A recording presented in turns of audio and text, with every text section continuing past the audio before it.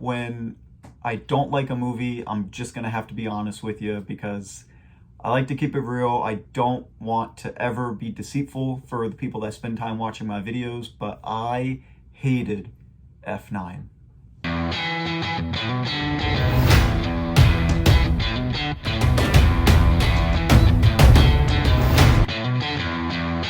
It's a real shame because this movie was on my most anticipated list for 2021, and I really was looking forward to it. The trailers had me pumped, the music had me pumped, seeing all the characters doing these crazy action scenes in the trailers had me pumped.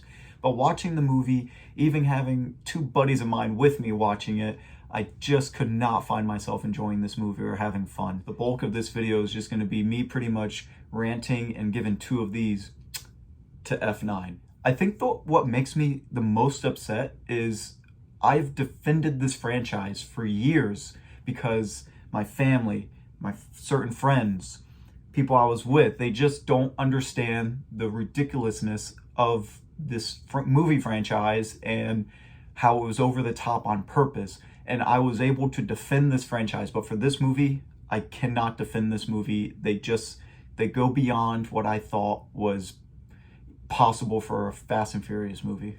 This rubber band here represents Fast and Furious 1 through 4. And then we get into 5 through 8. And even Hobbs and Shaw, let's include that. As you get into 5 through 8, the rubber band begins to stretch.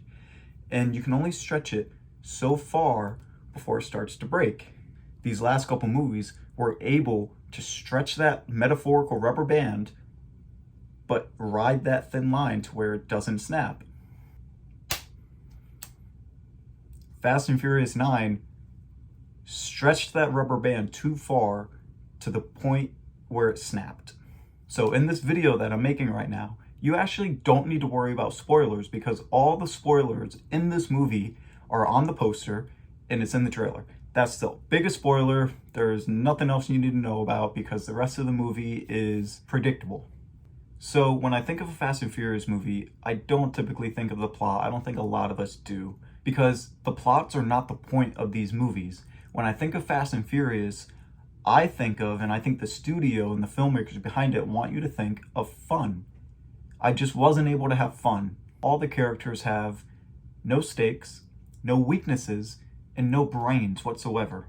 Now, a couple times in the movie, there is a character that kind of brings up that point about them not getting hurt and, being kind of self-aware about that and being a little bit meta.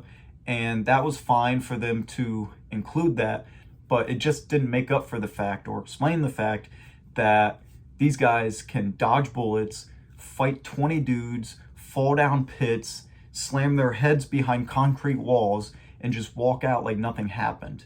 Some of the scenes in here are just straight up eye-rolling, and I threw my hands up at a couple scenes. Dominic Toretto gets his head smashed against a wall and doesn't feel a thing. Okay, fine. Head gets smashed against the wall. Maybe you got some testosterone going, pumping through your veins. You got some adrenaline, fine. But then, not 10 minutes later, there's a dude standing on top of a truck moving probably 100 or 80 miles an hour, standing there. You know those big metal signs on the highways and interstates? Yeah, they need cranes to lift those things up. Those things are heavy. They're made out of steel. This thing plows through that guy like it was cardboard, and the guy stands there like nothing happened. Like, I have to throw my hands up at something so stupid like that. People get caught onto cars like they're beanbags. So if I ever need to fall from a building or jump from another car, the car will catch me, the metal will protect me, I won't get hurt. At least The Rock broke something when he, in Fast 7, fell from the building and got caught by the car. The first action scene that they actually start this movie off with is actually probably the most fun scene in this movie. There's a scene you've seen in the trailer where Vin Diesel Tarzans himself across a bridge, and the most believable part in this movie has to be either that Tarzan scene or there's a minefield scene. When those two are arguably the most believable parts of the movie, there's a problem. We're not laughing at you, we're laughing with you. And I think that up until this point, Fast and Furious has been living their movies by that saying. But for this movie, I'm sorry, but we're not laughing with you. We're laughing at you. This movie is a mix between comedy and science fiction. It's no longer an action franchise. This is not an action movie. This is something that's going to have to be under the science fiction category. Especially when you include the aspect of space, then I think it's fair to say this movie can be classified as science fiction. They go to fucking space, which I thought was a pretty good joke, but I didn't think they were actually going to include it in any of their future movies.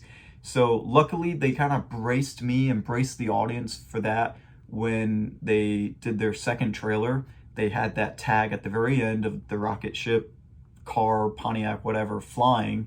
So they kind of braced us for that aspect. But it's even stupider and even sillier when you're actually watching it on screen. I will pull a couple positives that I was able to remember because I tried to flush out everything from this movie 30 seconds after I left the theater. Stay for the post-credit scene, I would suggest. It's kind of fun, and something that definitely worked in this movie, it worked in the last couple movies, was Ludacris and Tyrese Gibson, their banter going back and forth. Having them as a duo together works. And when they were together, they also separated a couple of the other characters. I didn't know how I was going to feel about that, them separating everyone in the middle of the movie, but it actually worked. One of the better action scenes was the Tokyo fight with Michelle Rodriguez and the woman who plays Mia, Dominic's sister. That was actually a pretty cool fight scene when they were in Tokyo. So anyway, I hate that I actually had to make a video ranting about a movie I didn't like, but like I said earlier, if I don't like something, I'm going to be honest and let you know.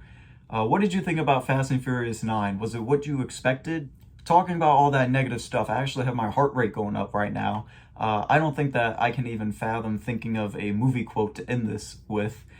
So I'm sorry about that, but you can find me on Facebook under Pierce Productions, where I post updates on that page, and you can find me on Instagram.